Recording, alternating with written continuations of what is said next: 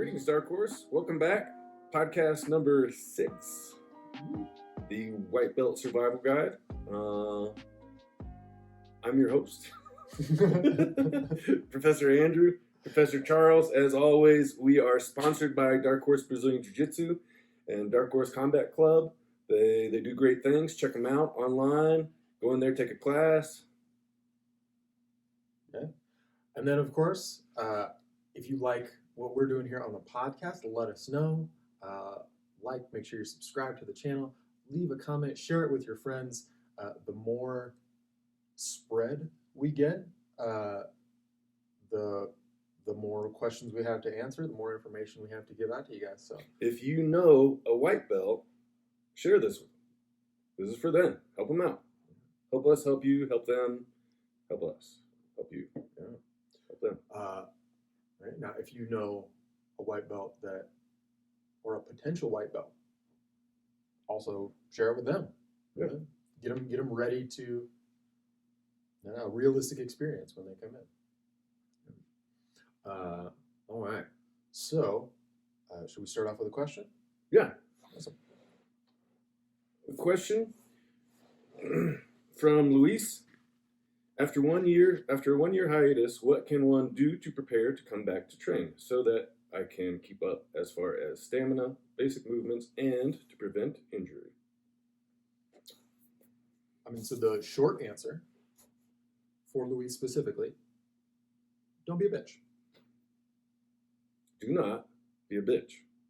Step up to the plate.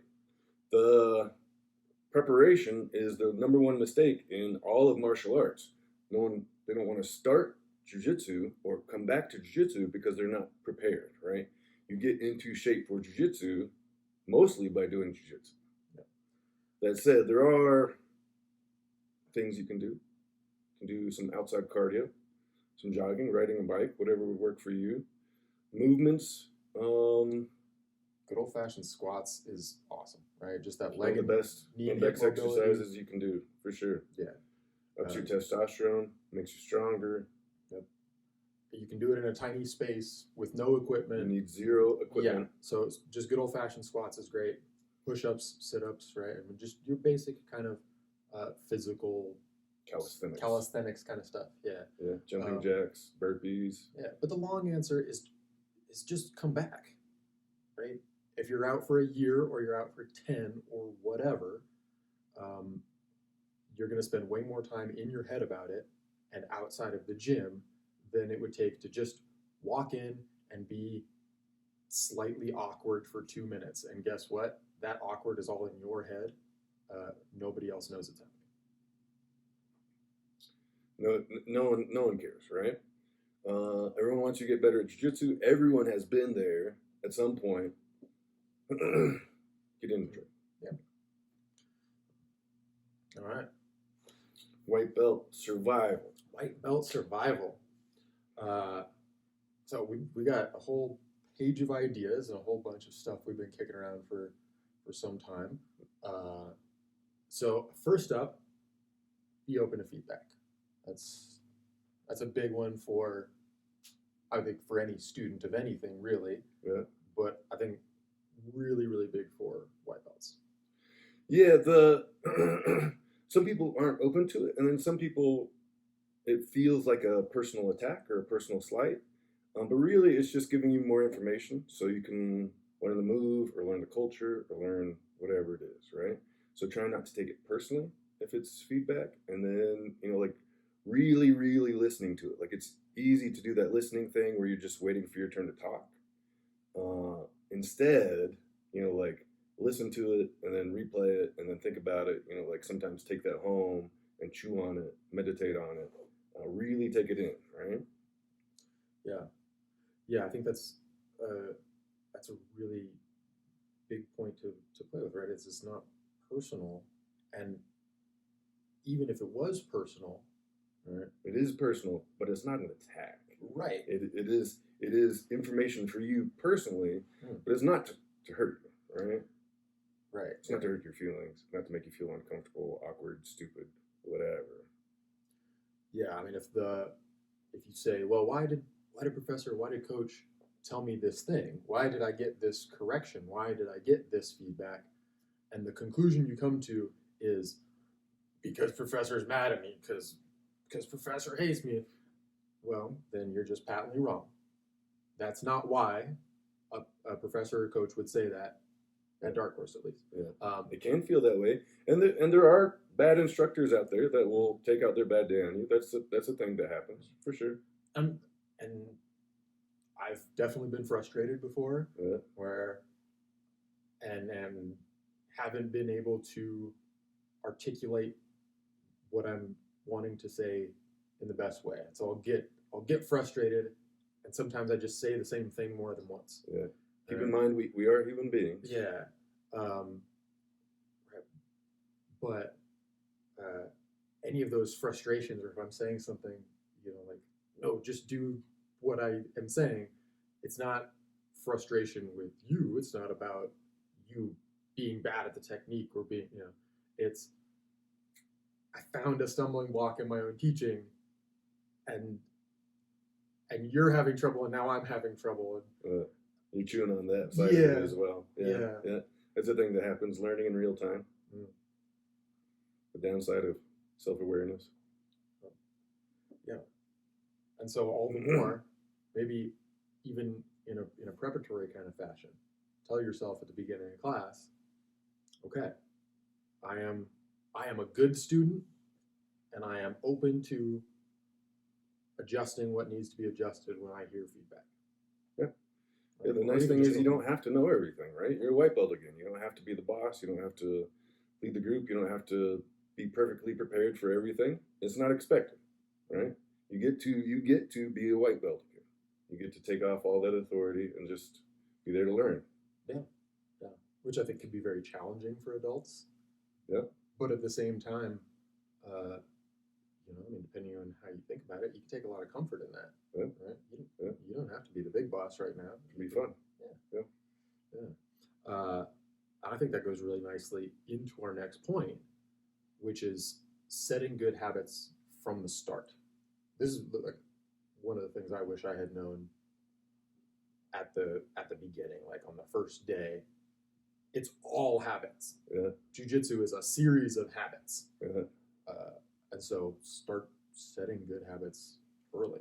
We've talked a little bit about some good habits. One I talk about a lot is you're coming into class, you're going to be there a couple minutes early. You're going to be staying a little bit late, but like grabbing someone and drilling is a good habit, right? Taking notes as soon after class as you can is a good habit. Reviewing those notes is a good habit. We were talking about being open to feedback is a good habit, right? It's a good habit for life. Like there's tons of information coming in at all times. Being open to information, even if you don't want to hear it, is good. Relaxing is a good habit. It's a good habit. Right? It's a habit that you have to practice. It's a skill that you have to get good at. Yeah, most adults specifically carry around a lot of tension, a lot of physical tension, Yes. a lot of mental tension. Those things are linked, absolutely. Yeah. And like the mental tension translates to physical tension. Kind of always. Yeah. And there's lots of little ceremonies when you come into jiu-jitsu. Coming in the front door, checking in for class, bowing onto the mat, changing into your kimono, like going into the changing room. You have a little time to yourself, take a deep breath, like be aware that you're putting on a different uniform for a different mindset, a different way of going about things. Like take those seconds to yourself and like go through those changes and be in a different mindset on the mat. I like to emphasize those kind of habits for competitors especially, and kind of developing a pre-mat or like a first thing on the mat ritual, because that habit can translate to like the same kind of mindset even under stressful conditions, right? So for competitors, if every time you get on the mat, you bow in, face the corner, tie your belt, and now you're ready to go. Right? So in a competition environment where everything is new and you're stressed out and it's weird and uncomfortable, and maybe it's your very first time or whatever, you can still, right? Like you bow on, you face the corner, you tie your belt, and now your body is sending that signal, like, okay, we've done this before. This is that thing we've done a million times. Cool. Yeah, right. Let's do it. We're ready for it, and it doesn't matter that they're looking over here or this other thing is going on. I did my mat ritual. Yeah. I am ready. Yeah. This is something I'm capable of, and that too is a habit. Right? All the things are a habit. Yeah. So we brought up a awesome point about tension, about relaxing. I think that was one of the big points that we heard over and over again this week. I wish I had known when I was a white belt to relax. I've got a few different thoughts on that, right? Like I was thinking about it. I was trying to roll yesterday and think actively, like, am I relaxing? How did I get here? Am I like, I feel comfortable. Yeah. But how did I get here? And why would somebody that's brand new not be comfortable doing the same thing that I'm doing? Psychological pressure, fear. Yeah. Physical pressure, spurring that fear, and psychological pressure. It's like deeply planted. It's way older than the prefrontal cortex, whatever, like the conscious thinking mind. Like it strikes you in your guts. You're in a fight. Your life is in danger. Or is it? And that's kind of one of the things I came to is I'm comfortable because I don't think my life is in danger. And I am worried a little bit about injury. Sure. Yeah. But I just, I kind of sit back into it, and I was realizing one of the big things I was doing that kept me relaxed and really threw my partner off their game was game face. Yeah. Like my partner was doing good. They were passing, and I was, I had to respond to that situation. Yeah. I had to have some physical tension, some responsiveness to go out of a bad situation. But like, no, I'm just going to keep my face completely calm. There's no way that they're going to know that I'm worried about this. Yeah. And so, because I told myself to keep a straight face, I also told myself, okay, well, if they can't know that I'm worried about this, I have to make it look like I'm not worried about this as well. Should we go into a quick explanation of what game face is for people that might not know?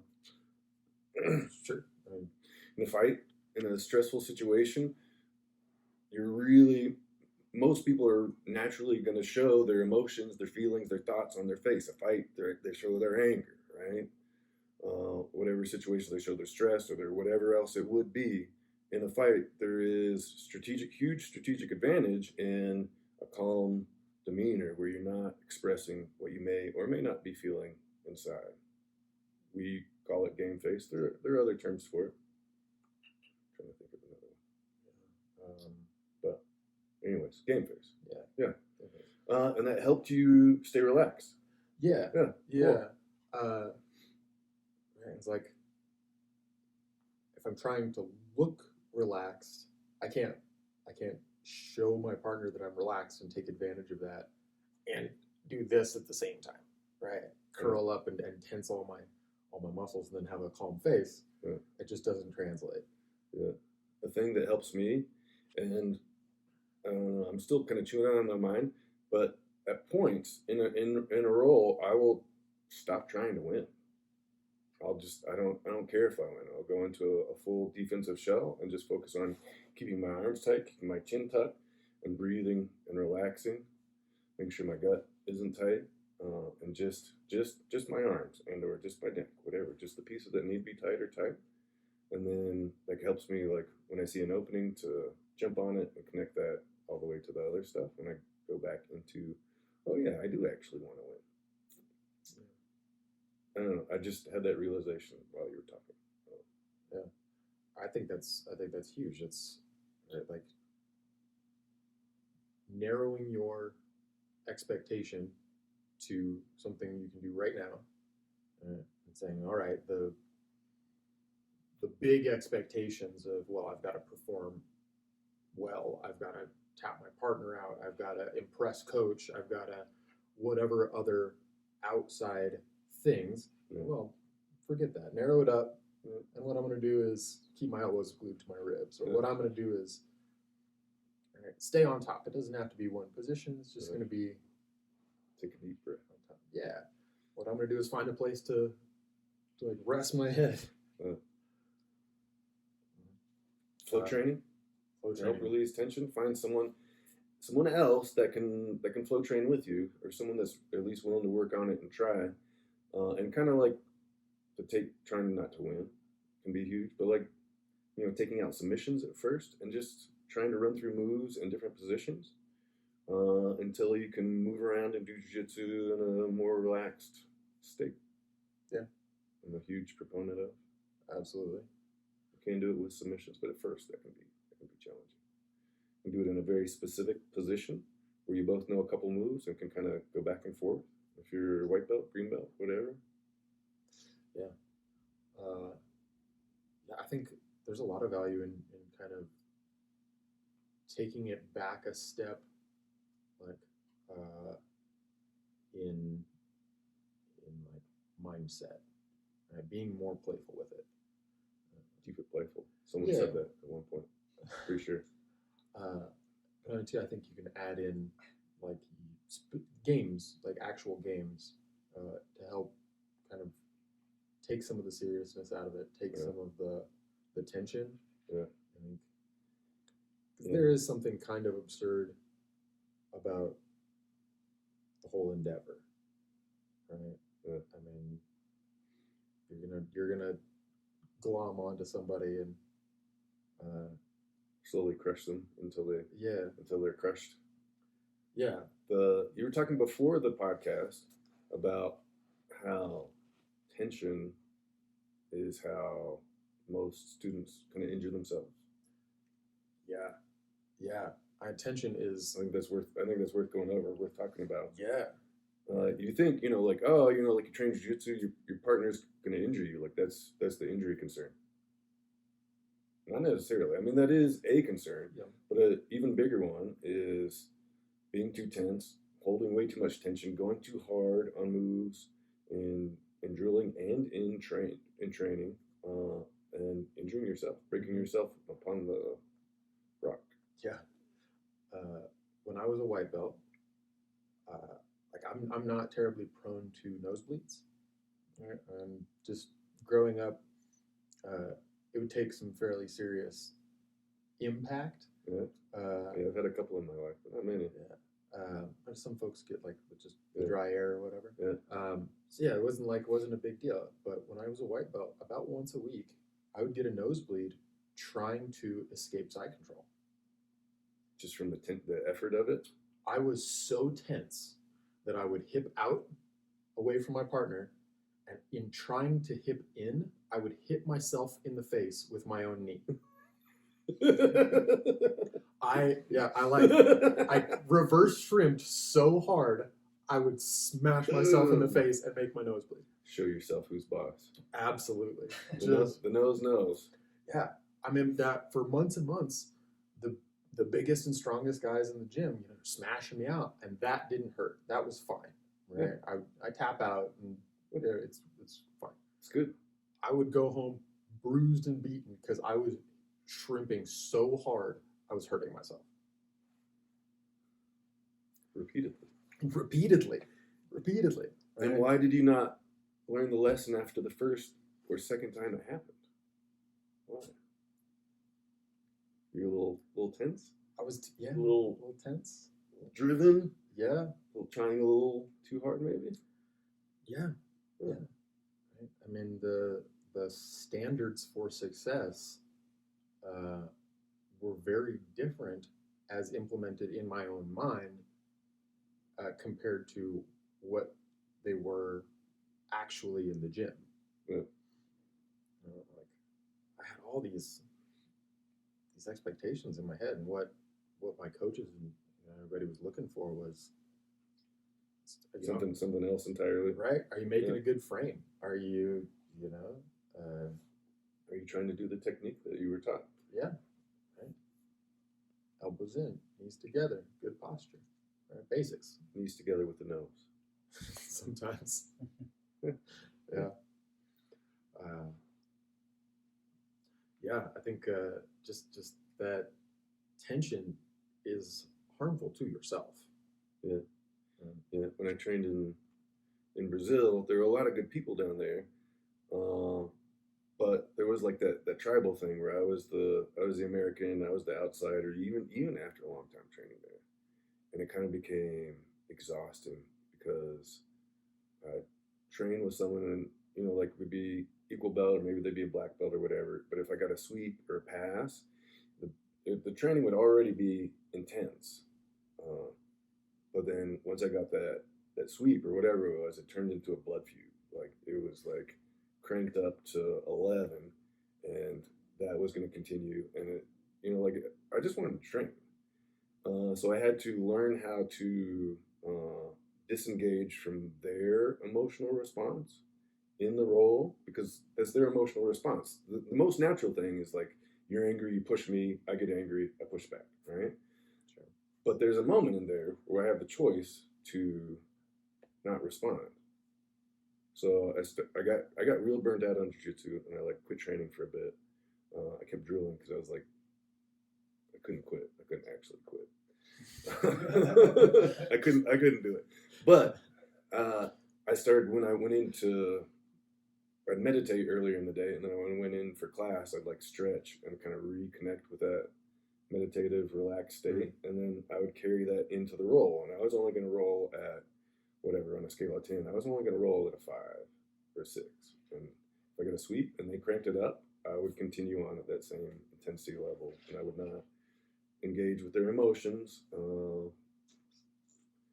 And like I was willing to take the L's. Like, if I lost, whatever. At least I get to train. I'm still getting better. What I found was, because I was relaxed, I learned a lot more about their movements. Like I was tracking and remembering a lot more afterwards, and I was moving more efficiently.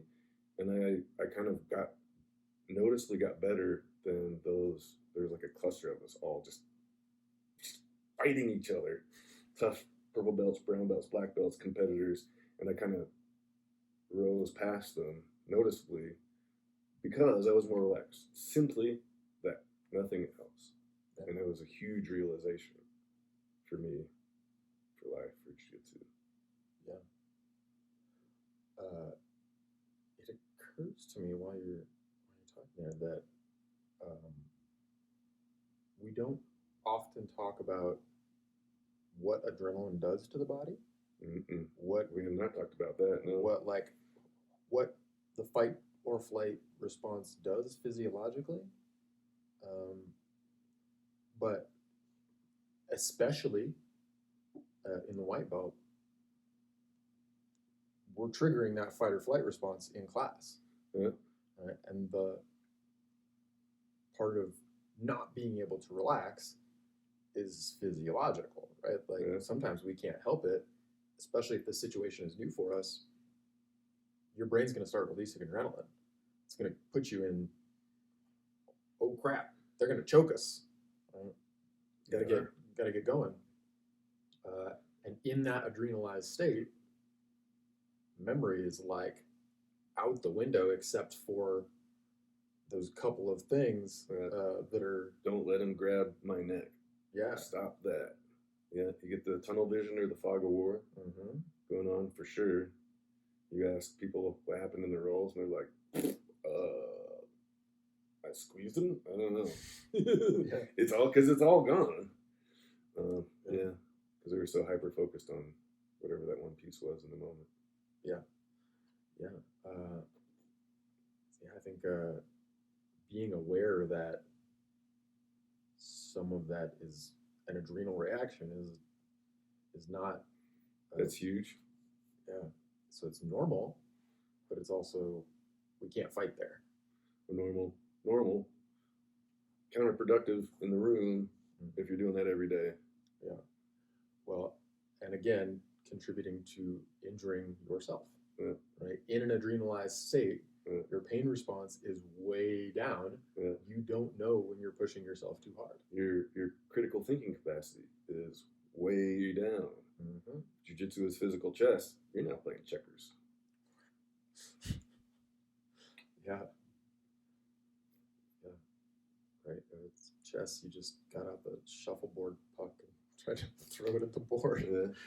Yeah. Yeah. So, comparisons. They're odious. Odious. Yeah. Several of our points deal with comparisons. How many we should make, when we should make them.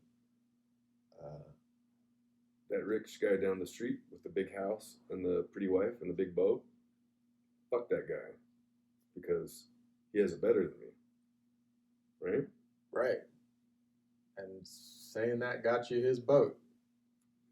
Oh, wait. No, not at all. It's really natural, and kind of keeping with the house metaphor. Like it's like they did a study where a lot of a person's happiness was wrapped up on it. It wasn't like if they lived in the best neighborhood or the crappiest neighborhood. It was if they had the nicest house on their street, and they were like happy with their neighbors, with their street, whatever, with their place. Which is like in jiu-jitsu, those people you see in class every day, your buddies, so natural to compare yourself to them, right? So-and-so picked up on that armbar, got it in training faster than I did, or they're beating me in rolls, then I'm not good enough. I'm not learning fast enough. I'm stupid. Jiu-jitsu sucks. I quit because I can't learn. It's not relevant. Yeah. I mean, Susie did 45 reps in her armbar, and it got really good. Susie is in here 6 days a week, sometimes taking 2-3 classes a day. Right? So, yeah, she got a lot of reps in her armbar. It's really good. Now, let's say we count up all those reps that Susie did, and you do the same number of reps. Oh, look at that. Now you're really good at an armbar. And Susie's really good too. Everybody wins. It's not a zero-sum thing. We're not taking away from someone. We don't have to take away from someone to gain for ourselves. Yeah, and that energy you put into being upset about so-and-so or watching them and tracking it is time you could spend thinking about yourself, how to make your jiu-jitsu better. Even if you like catch something like, oh, that armbar was amazing, I wish I could do that. Well, then do that armbar, right? Yeah. Or counter to whatever move. Refocus that on yourself. Be a little self-centered. Yeah. In this way. Yeah. Right. Well, and I don't know that I've ever encountered someone. I don't think I've ever encountered someone that said, well, you took all the reps in our drill session and you get one for you and one for them. And I mean, if your reps are unbalanced, then okay, come back tomorrow and do more reps. Like it's not a question of fairness, and none of it's going to be fair to begin with. So just get your reps. Life's not fair. Jiu-jitsu's not fair. There's always going to be someone richer, faster, stronger, younger, better looking, whatever. Why make yourself miserable focusing on that? If you're having fun training jiu-jitsu, then focus on that. Focus on maximizing that time. Work on paying less attention to that stuff. If that's making you unhappy, don't do it. Do less of it. Yeah. It's about you.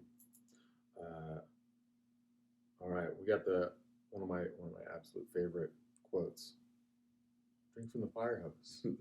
Drink it. Drink it.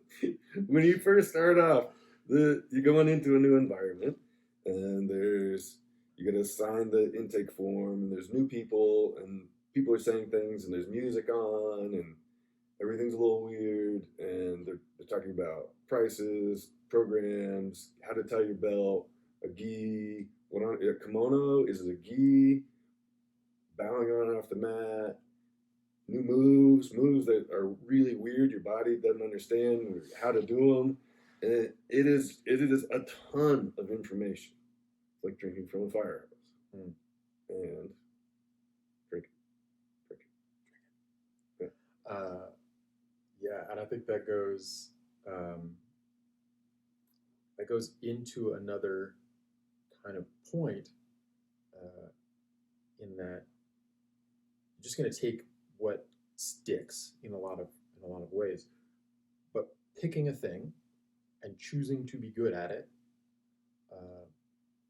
is not just a good idea and a good habit, but it's also a path to your greater learning. From that flood of information, Yeah, pick out a key piece. right. That arm bar looks amazing. Cool.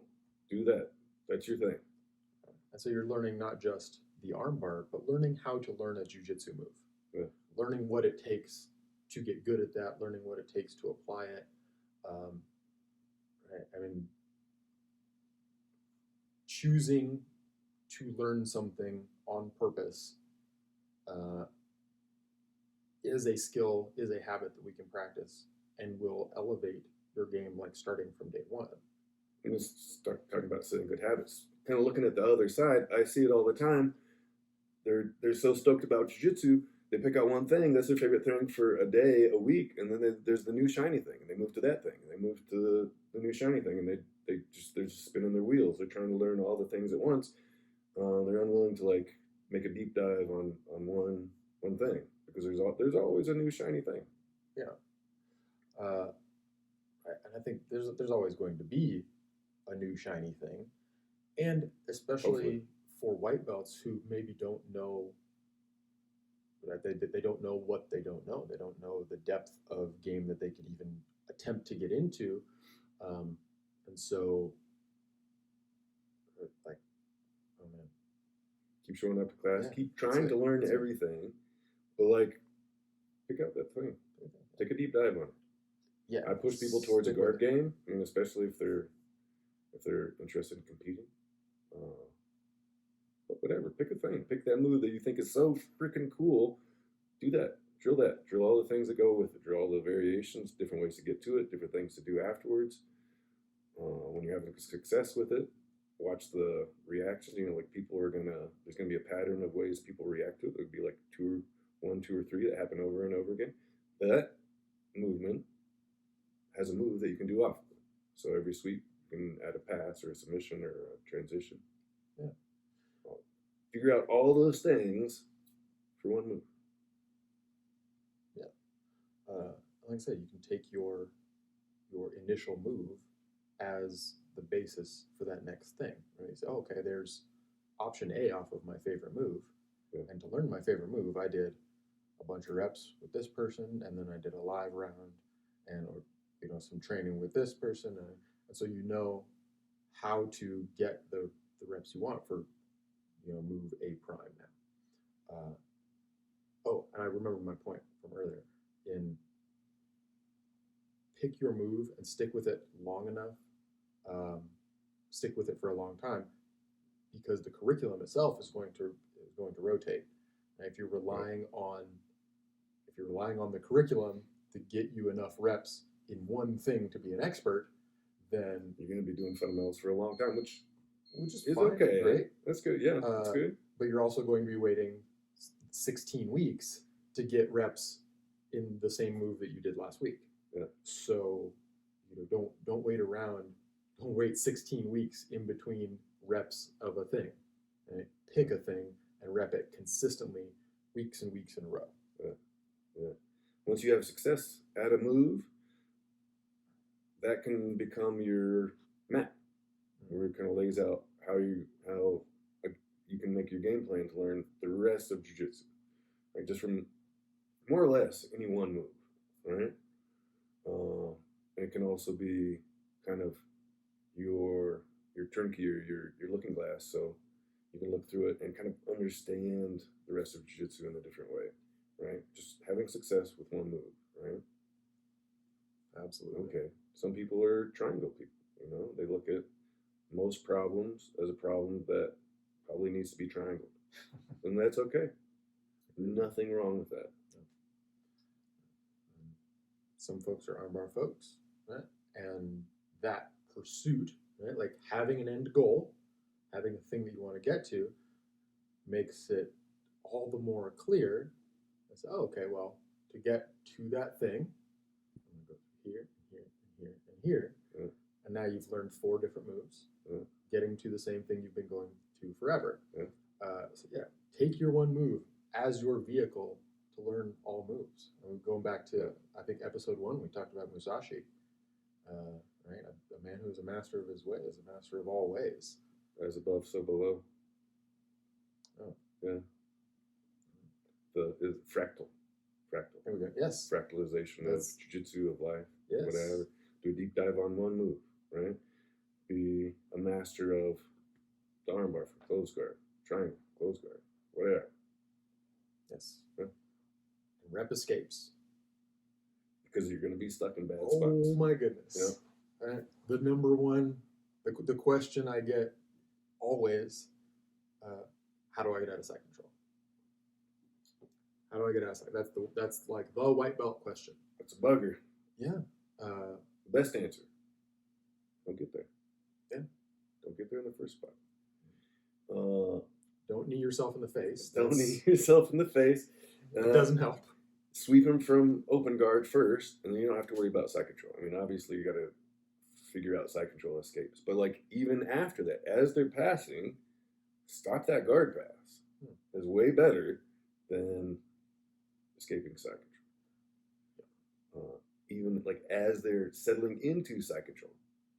Better to escape side control then than they've set up their grips and they've settled in and you're really, really stuck. Yeah. But once you're there. I think that's a place too where flow rolling can really help, because we learn the moves in a very staccato kind of fashion in class, right? Like one beat at a time, this piece, this piece, this piece, from settled positions. Where flow rolling, it's it's more flowing, right? There's more space in between. You can look at those transitions a little bit. You can build up the idea of reacting before they're settled in. I think especially in the beginning, we work from fairly static positions that may or may not reflect what that situation is going to look like in the moment. Talking about setting good habits, flow training will help you see those spaces that maybe you weren't aware of before and you can take advantage of.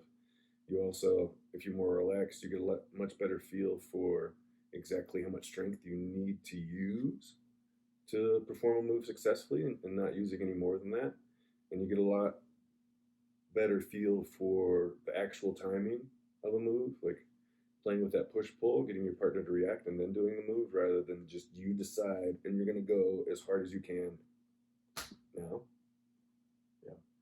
I think too, for finding those spaces where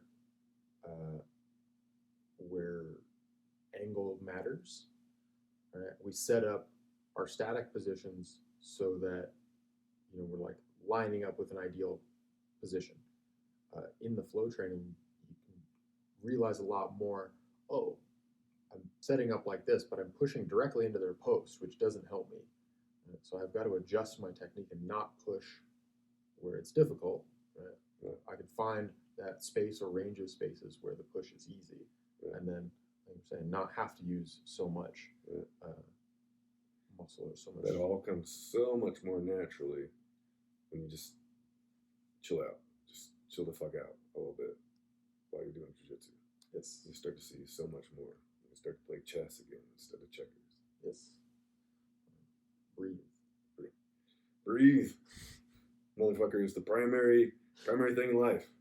You gotta breathe. Both in and out. I do have to remind folks sometimes. But then what do you do? Repeat. Yes. Yeah. Our very solid advice for the day breathe in and out, repeat.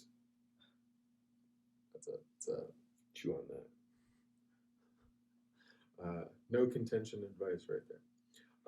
Also, drink water. Drink water. White belt survival guide. Drink water. Yes. Breathe. Especially now. Yeah. Training with masks is extra hot. Drink extra water. We make a joke about breathing, but I can't tell you how many times in a given week I tell someone to not hold their breath while they're doing a move. Over and over and over and over and over again. And there is you do need some tension in your body, and it is good to hold your breath sometimes when you're exerting, but then you need to breathe again. Very short bursts. Maybe hold your breath. Yeah. Minimize those as much as possible. Yeah, I mean, it's the same. I mean, if you're holding your breath, you're holding tension, and we've already kind of hit that. So let that. Don't choke yourself out Yeah. by not breathing. Yeah. How embarrassing. Yeah.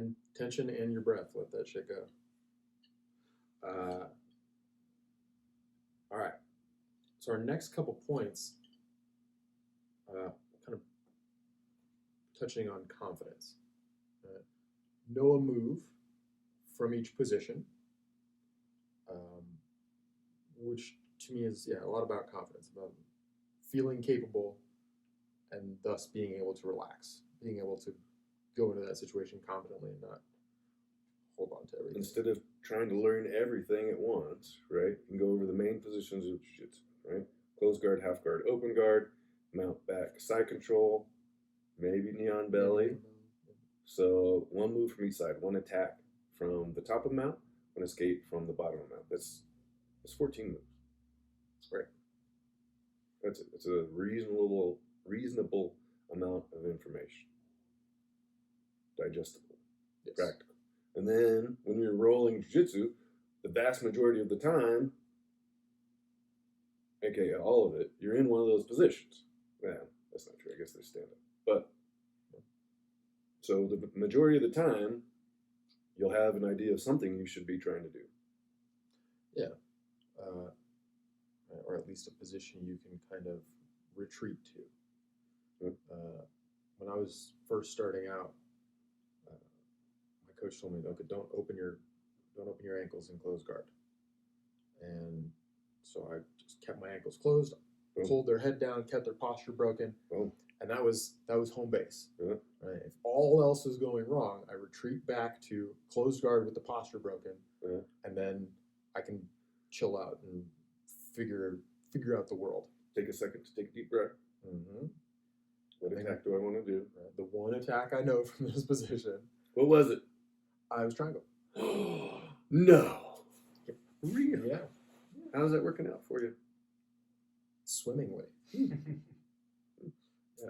So you didn't just stop doing it? You didn't give up on the triangle? I didn't give up on the triangle. No, in fact, I quadrupled down. Wow. Okay. If I just keep the posture broken down and keep my ankles crossed, stay in my happy place until they give me a triangle,